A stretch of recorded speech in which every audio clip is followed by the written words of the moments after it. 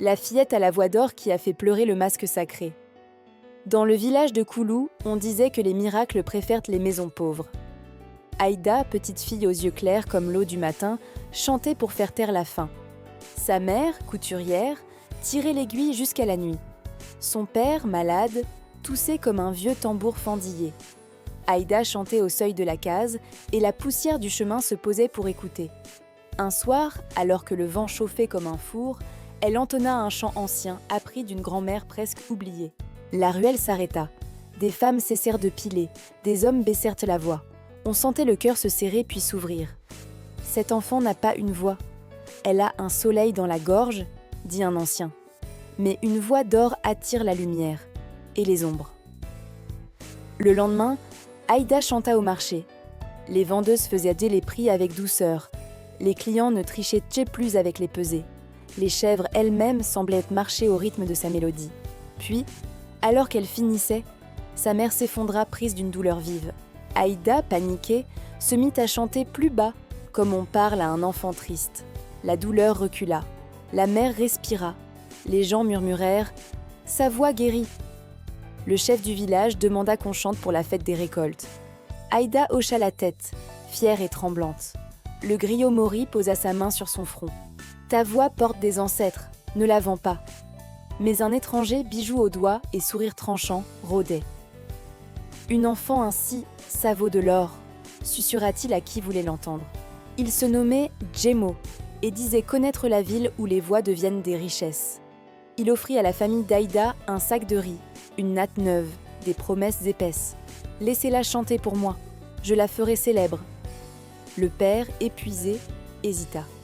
La mère secoua la tête. La voix de Lazy enfant N, c'est pas un marché. Djemo sourit, patient. « Je reviendrai. » Ce soir-là, Aïda eut un rêve. Un grand masque blanc, posé dans une maison sacrée, la regardait sans yeux. De ses fentes coulaient 2 lignes sombres. Était-ce de la pluie? Non, des larmes. « Pourquoi pleures-tu » demanda Aïda dans son sommeil. Une voix grave répondit « Parce que certains vendent ce qui doit être offert. » Elle se réveilla avec un frisson. Mori, le griot, l'attendait à l'aube. « Demain, tu chanteras devant le masque sacré. S'il te bénit, nul ne pourra te voler. » La case du masque sacré était fraîche, parfumée aux feuilles. Le Ngondo, gardien du lieu, déposa le masque sur l'autel. Les anciens formèrent un cercle. Aïda, pieds nus, s'avança. Sa mère lui serra la main. « Chante comme tu respires. » Aïda respira, puis laissa sortir un fil clair, fragile d'abord, puis tissé, solide, comme si une foule invisible chantait derrière elle. Son chant disait le mil qui mûrit, l'eau qui pardonne, la main qui ne frappe pas. Le silence se fit plus dense que l'air. Et alors, une chose impossible arriva. Sur le visage lisse du masque, 2 traces brillantes apparurent, lentes, indéniables. Le masque pleure, souffla Mori, la gorge nouée. Les anciens tombèrent à genoux. On ne pleure pas le bonheur sans promettre une épreuve. Dehors, Djemo attendait, comme un vautour à l'ombre. On décida que, pour la fête des récoltes, Aïda chanterait sur la grande place, afin de bénir les champs et les ventres. Des calebasses de boissons sucrées s'alignèrent, les enfants couraient, les tambours répétaient. Aïda, coiffée d'un fil d'or simple, monta sur l'estrade. À la première note, une fraîcheur parcourut l'assistance. Les vieux redressèrent le dos, les bébés cessèrent de pleurer. Puis des cris. Des hommes de Djemo surgirent, renversant des paniers, bousculant les musiciens. « La fille vient avec nous !» hurla Djemo. Le chef tenta d'intervenir. Un coup le jeta à terre. Aïda se tut, la gorge serrée. Sa mère hurla son nom. Djemo attrapa l'enfant. « Ta voix me fera riche !» Aïda, main tremblante, murmura une prière. Le ciel se chargea. Le vent tourna. Les tambours s'étouffèrent. On entendit au loin le corps d'une Ngondo. Le masque sacré quittait la case. On porta le masque sur la place. Les anciens, Mori en tête, avancèrent avec une lenteur de torrent. Djemo recula, mais ses hommes formaient un mur.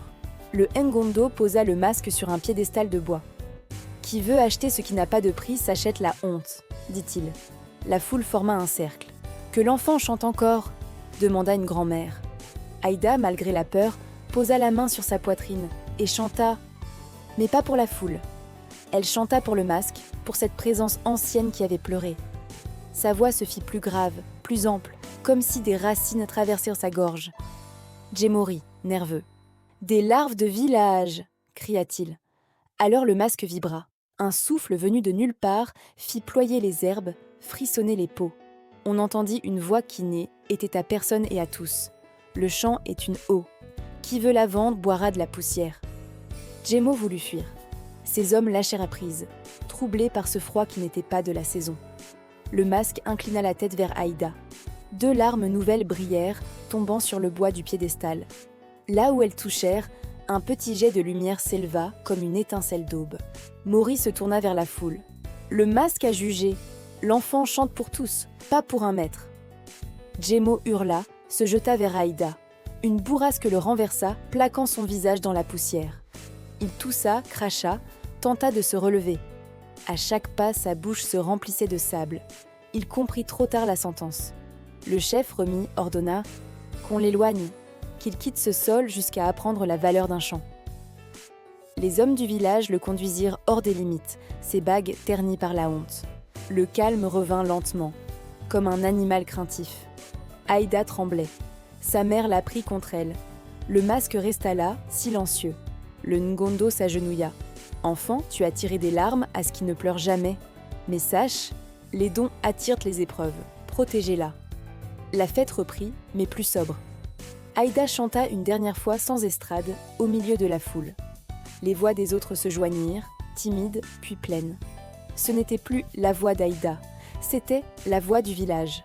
La nuit, Aïda rêva à nouveau. Le masque ne pleurait plus, il souriait sans lèvres.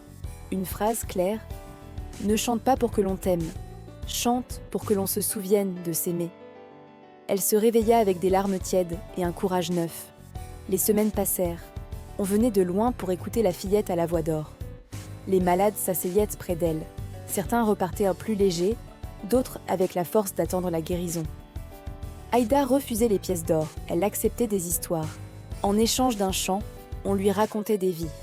Un pêcheur perdant la ligne, une veuve retrouvant le rire, un enfant apprenant à marcher. Maury notait tout, tissant une épopée. Parfois, Aïda perdait sa voix, de fatigue, d'émotion. Alors tout le monde chantait pour elle. On emmenait le masque à la place lors des grandes veillées. Des gouttes brillantes apparaissaient certaines nuits. Peut-être la rosée, disaient les sceptiques. Les autres souriaient. Les ancêtres ont des manières de dire merci. 1 an après le jour où le masque avait pleuré, on grava une phrase au seuil de la case sacrée. La beauté est pas un prix, c'est un pont. Aïda grandissait, mais sa voix restait simple, claire, tissée de vérité sans bijoux. Jemo, on racontait qu'il errait de village en village, la bouche sèche, incapable de vendre quoi que ce soit qui ne vienne du cœur. Aïda chanta au chevet de son père, un soir de vent doux. Il sourit, posa sa main sur celle de sa fille et partit comme une flamme qu'on souffle doucement.